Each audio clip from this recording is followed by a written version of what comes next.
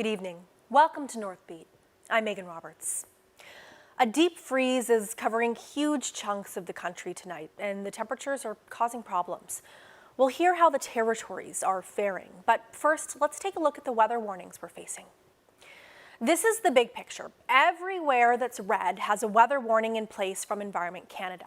Now, most of this represents an extreme cold warning, starting from that western portion of Ontario and stretching all the way to British Columbia and up into the north. Almost all of that is extreme cold. The only exception is parts of British Columbia. Nunavut, meanwhile, has only one weather warning right now. That's for a blizzard in Coral Harbour, and there's also a blizzard warning for Saluit in Nunavik.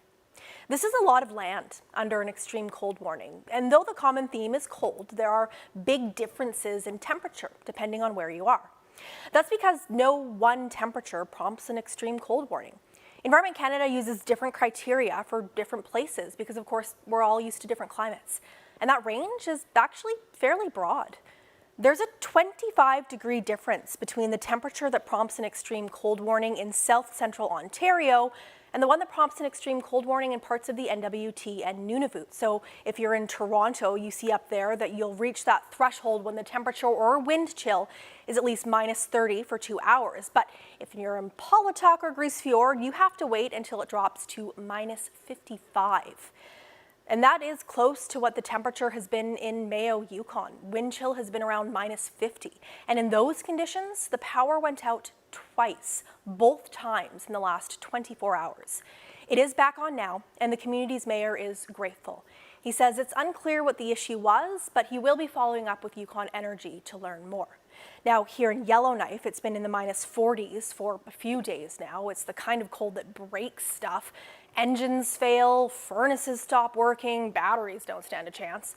The CBC's Mahnur Mubarak has been braving the conditions, and she tells us how some people are coping while others are thriving. Good afternoon, Yellow Cabs. Business is booming for Rachel Tasully. She's a dispatcher with Yellowknife Cab. With all this extreme cold weather, calls keep coming. It was just like non-stop for 8 hours because I work 8 hours and it was super busy. Tasully says there have been points during this cold snap where 20 people have been in line waiting for rides. Taxi drivers are going non-stop. So busy because of the call. It's so busy is unusual. So we are really busy these days because of the call. Some people need cabs because they can't walk in these conditions. Others are dealing with broken down vehicles. That's what the YK1 school board has been dealing with. Buses that just won't start. So yesterday morning we were notified by our bus provider, First Transit or Transdev, that they had a number of routes that would not be running due to the cold and essentially buses not being able to start overnight. So we had to get communication out through our social media channels and through news and radio networks that we had a number of buses that wouldn't run. Aziz says all YK1 bus routes were back on track this morning, but the same can't be said for City Transit.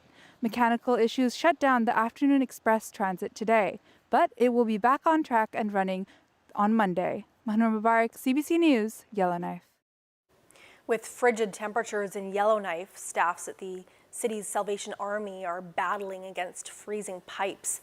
They're trying to prevent a repeat of 2021 when they had to evacuate. Meanwhile, the people who use the Salvation Army are just trying to stay warm. Luke Carroll has that part of the story. In 2021, the Salvation Army's pipes froze, which led to a weeks-long evacuation. And that was a $4 million repair for us.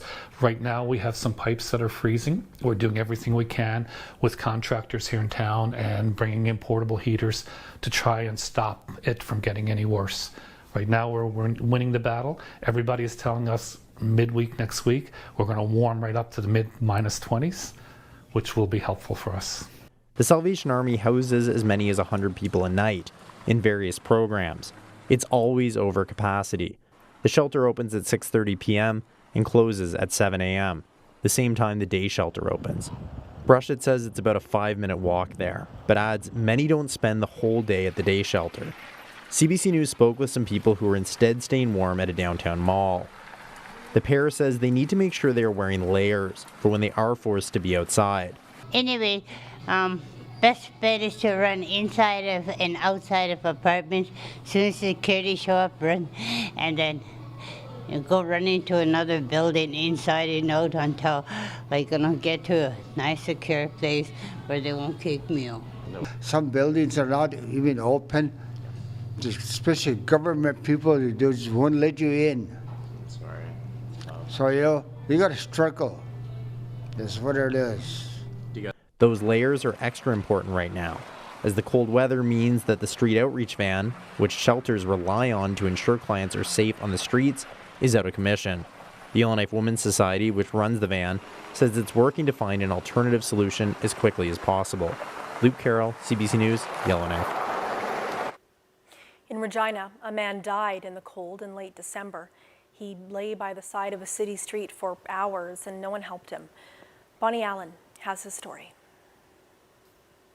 It's just before 8 o'clock on December 30th when a city bus rolls up. A passenger talks to the bus driver, then stumbles out the back exit door on 4th Avenue in Regina. He falls on the ground and stays there for more than 7 hours in freezing temperatures without any help. He eventually dies. And it's all captured on Jeff Holt's security camera. When you see a guy sitting there and you're watching him die on video, it's not a TV show, it's real life, right? So it's going to hit you. Holt says he and his staff were astounded to see dozens of drivers, including 3 buses, drive by without checking on the man. And Holt says he was clearly visible. He lay there from 8 o'clock until, well, we could tell at least till midnight with some movement trying to wave people down, and nobody stopped to check on this guy. He would kind of get up as much as he could, wave his arm, and nobody had stopped for the poor gentleman that fell out of the bus. At about 3:30 in the morning, a person on a bicycle checked on the man and called 911. The police say the man's death is not criminal, and Holt says officers told him it was likely due to exposure to the cold. The coroner's office is still investigating the cause of death. As to whether the city bus driver who dropped the man off should have done more, it is something that gets then reviewed with transit operators. They go through quite a bit of education and deal with quite a bit on our city buses, and so it's under review in terms of what happened, how it happened. We can't ignore people anymore. These are human beings, and we need to look at solutions that are going to make a difference in their lives. What kind of society are we? We're driving by somebody and nobody, I guess the fear factor hits everybody and nobody wants to stop to help anybody anymore. Holt can't stop thinking about what he saw on the video and imagining how the family must feel knowing their loved one was left to die. Bonnie Allen, CBC News.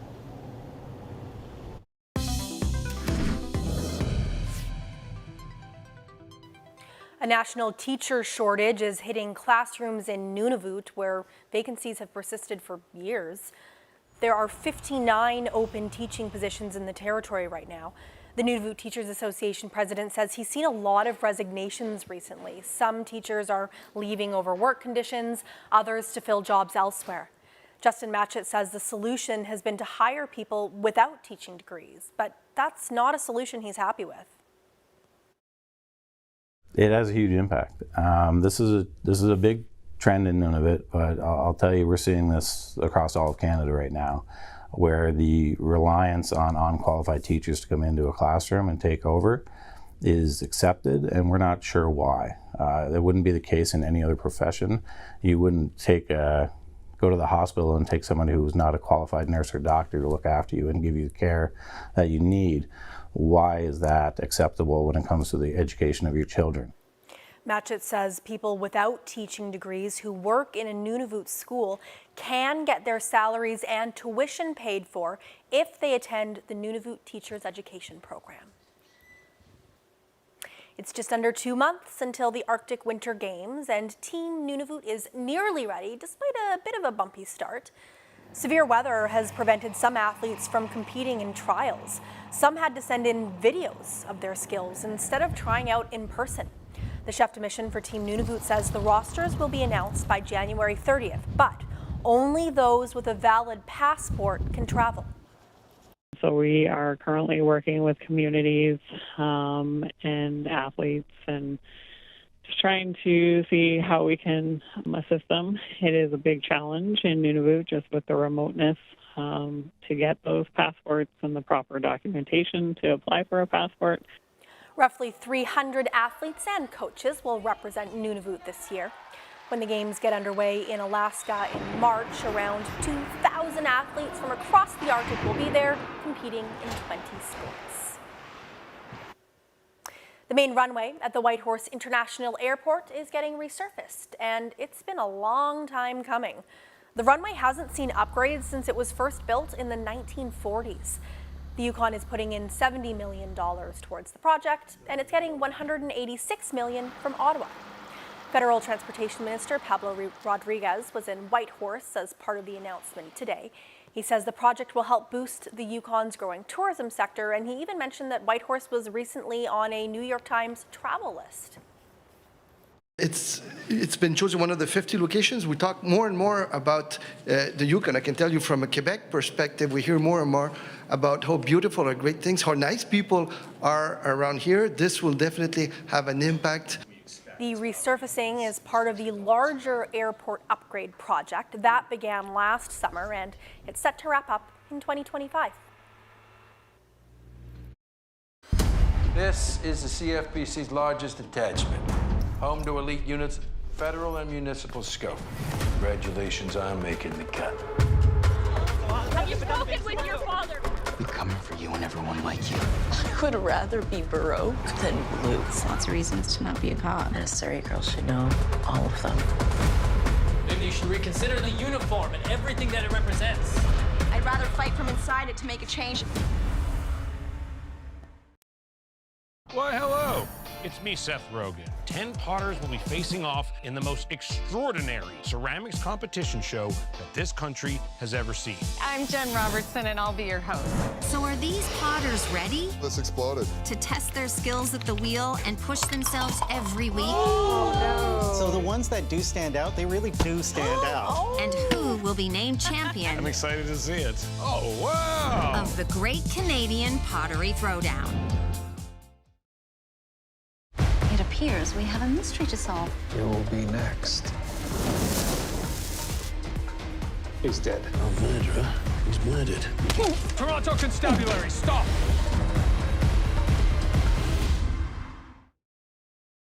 Here we go. Make it mini! I'm gonna push it. Let's go. My hands are shaking. This is all very overwhelming. Don't expect anything normal. I can't believe it. I'm here.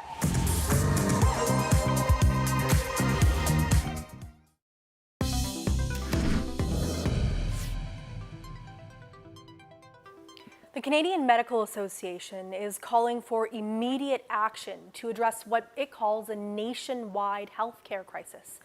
Tashana Reid has more on the growing push for solutions.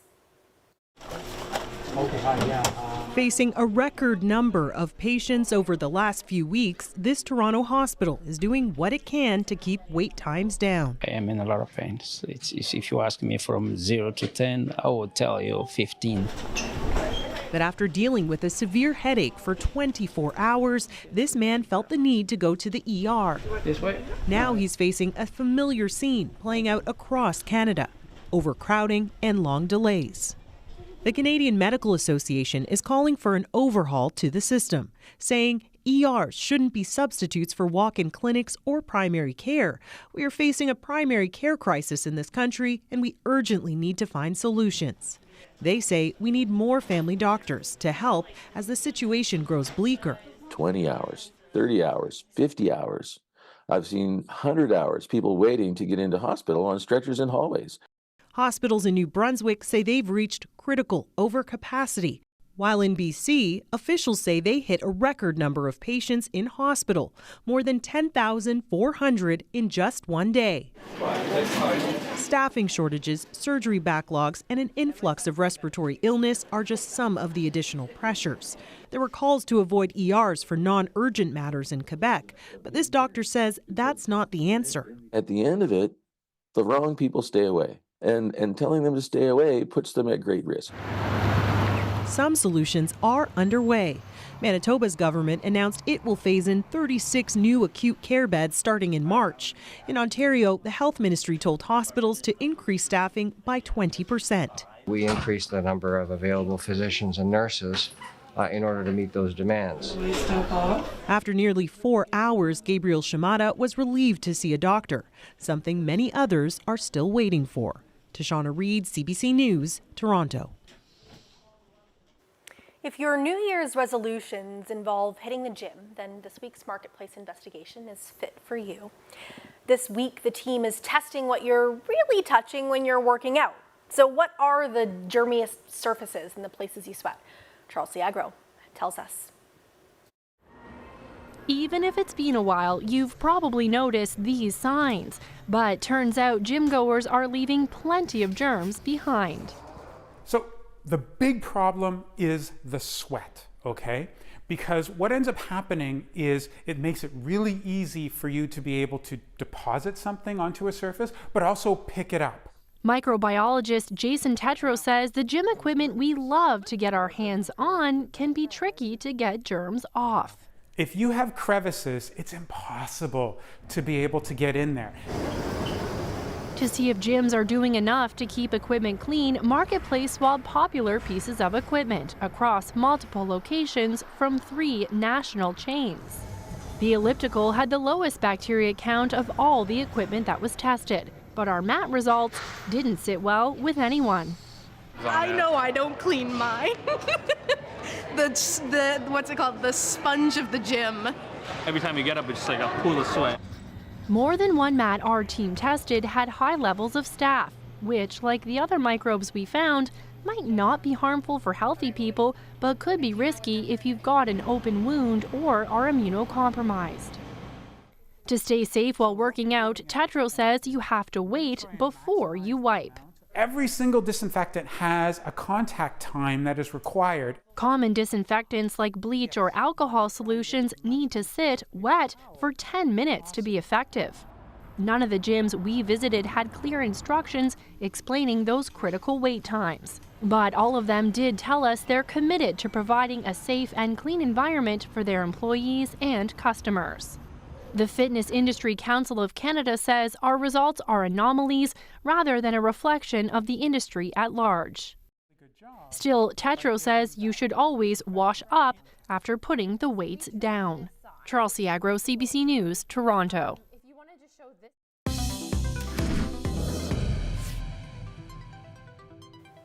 Even when winter blasts make the conditions incredibly frigid outside, our modern homes are well insulated and heated, giving us some break from the cold. But how did our ancestors get through the harsh winters? The CBC's James Young shows us how people from the Siksika Nation and early settlers in Alberta survived. We don't camp out in the winter time. We're more comfortable inside our homes. There's times I do think about our ancestors and how they lived in the winter months, especially when it's blizzarding at home. When recruiters went across to the European countries, one thing that they were told not to do was actually mention how cold it could get. No one wants to come to a place when they find out that the winter temperatures can be as low as -35 or more. So instead they would say things like, "You'll find the Canadian Western Province winters very bracing. It's quite stimulating weather." Well, I said -35 is a lot of stimulation. Going right back to the beginning of time for the Blackfoot people, they were taught how to survive. This is the Bow River Valley. If you want to talk about archaeology, these hills are all littered with teepee rings. In the winter time, it gets pretty cold here. I don't have any windbreaks, so the valleys throughout Blackfoot country and different parts in the mountains, there were areas that were calm and protected. Right now we're down below. There's a wind today, you know, you could feel it standing out there, but right where we are, it's comfortable, and that's where the people would survive through the cold winter months. Ah, home sweet home for the winter. This is our soddy. It's the go-to when you run out of wood. It's 100% insulation. Look at this wall. It's probably 1.5 feet thick. With the sod on the top of the house, we're going to retain a lot of heat, and the small size is going to be easily heated. Most of the settlers started living in sod houses, and they longed to be in a milled wood house. So here we are inside the ranch house. Now those houses weren't insulated. So imagine living in your garage. It was difficult. One of the things that they believed in was layers. Lots of scarves and mittens and hats. So essentially you were layered in as many layers as you probably owned some days. This would likely be boiled wool. It makes the weave a lot tighter, so it's impermeable to water as well. And the buffalo coat, those were given to the Mounties because it's one of the warmest furs that you can wear. This one here, it's a tanned buffalo robe. This one is small. The people knew the time when the buffalo would come together and they would have big hunts in the fall time. They were able to get enough meat to get them through the winter time. On the east side of the reserve, there were coal mines. So eventually our people switched from fire to coal. This stove would honestly, you would likely put coal in it, and the whole thing being cast iron, it would radiate heat all over. This would be the firebox. This is how we access. This is where you could put things to keep them warm if you've got your apple pie. But there's also stories on the prairies of babies being born in the dead of winter and you struggle to keep them warm. And this is one of the places they would put a newborn. Yes. To keep them warm, with the door open, of course. These people that came out here were undauntable. So, give them credit for staying.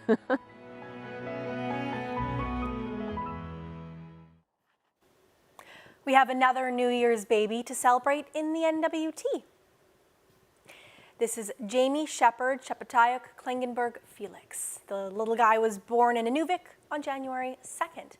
Now that is before a baby born to a couple from Lutselk'e who was initially believed to be the territory's first baby of the year. The health authority says its communications team doesn't get specific details about a birth, including the time a baby was born. So it says a family believed to be first is asked if they'd like to speak to the media, and that's what happened with baby Shethla Maud Kodikin Garole. Jamie's mom, Caitlin Klingenberg, knew her baby was the first to be born at the Inuvik Regional Hospital. She wasn't aware another baby born later had been named the first of the year in the NWT. Either way, both babies are very cute and they're healthy, and they have a great story to tell later in life. And that is Northbeat for tonight. For news anytime, go to cbc.ca/north. We'll leave you with a look at the weather across the territories. Thank you for watching. I'm Megan Roberts. Have a great weekend and stay warm.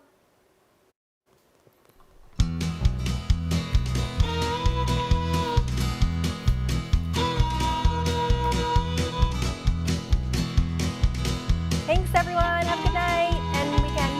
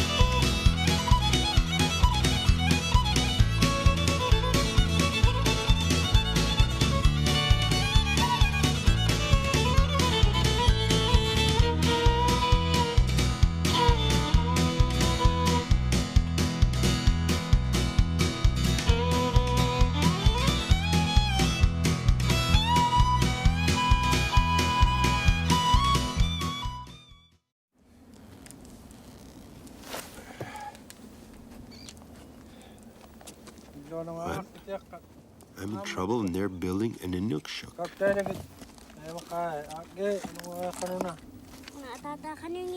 You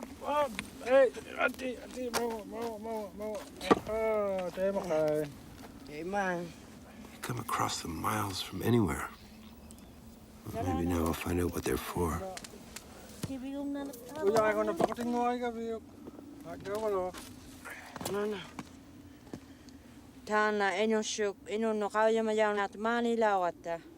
She said, now the people will know we were here.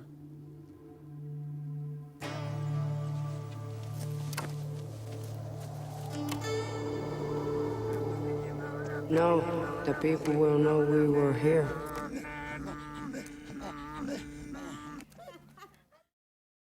Closing this case gets you one step closer to you getting back on the squad and keeping you out of prison. You're not a detective, you're a con artist. You have a driver's license, right? Of course, I'm married. If you couldn't be a cop, what would you be? Nothing. My dad raised me to be a cop. That's who I am. Stay here. You're adorable. You guys are making this entire station look like a circus. He's busy trying to solve a murder. What are you doing? Thanks for having my back. Look at you. Is this your girlfriend? This is not my girlfriend. She's way too cool to be your girlfriend. She's not way too cool to be my girlfriend. Knock, knock! Who's that? He's fired! I'm starting to think you don't know what a joke is. You're gonna eat nothing but raw spleen. Getting into peak physical shape is 50% training, 50% diet. Never occurred to me to bring lawn chairs out here. Never occurred to the Egyptians to build the pyramids until it did. Oh! Simpler times. Let's set you up with a lunch date. You're deaf? I don't know sign. This feels a little round. If accessibility is wrong, we don't want to be right. Spicy. Oh, do tell. Breaking news. The critics are talking. Oh, this is it. Imagine the Wonder Years if it were written by Gene Shepard. They twisted it all up. Well, you can't trust a newsman. Highly recommended. Onwards. Onwards. Heartwarming. This doesn't mean I'm better than anyone here tonight. It just says it. 100% fresh. Well, I suppose we don't need to get rid of the cable right this second. Son of a Critch. You look like a cod gasping for air. We carry a world of information in our pockets because we want to know. Breaking news that shapes your world. All right. Reporting from the scene onto your screens. It goes on like this, and on and on and on and on. It's news you can trust, delivered when you want, where you want. On Canada's News app. Download the free CBC News app. Name something you see people do on TV that you secretly could do better. Host. I knew that was hard. Family Feud Canada. Watch free on CBC Gem. We want you to know that you can ask us anything. Need help with your Riz? You just made Riz uncool. There is something that's been bothering me. Are mutual funds or ETFs better for my long-term goals? Load weapon! Welcome to the show! Fire! Big, big, big, big! I'm from the Liberal Party, and I...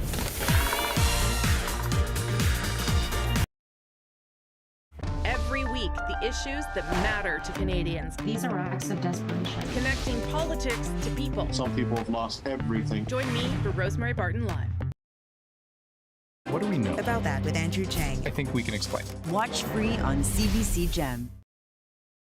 We fought our way through Italy and then headed for Amsterdam, sweeping for Germans along the way.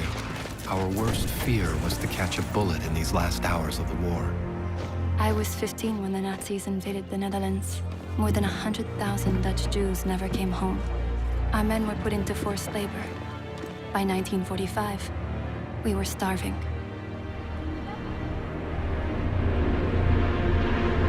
The food drops gave us hope.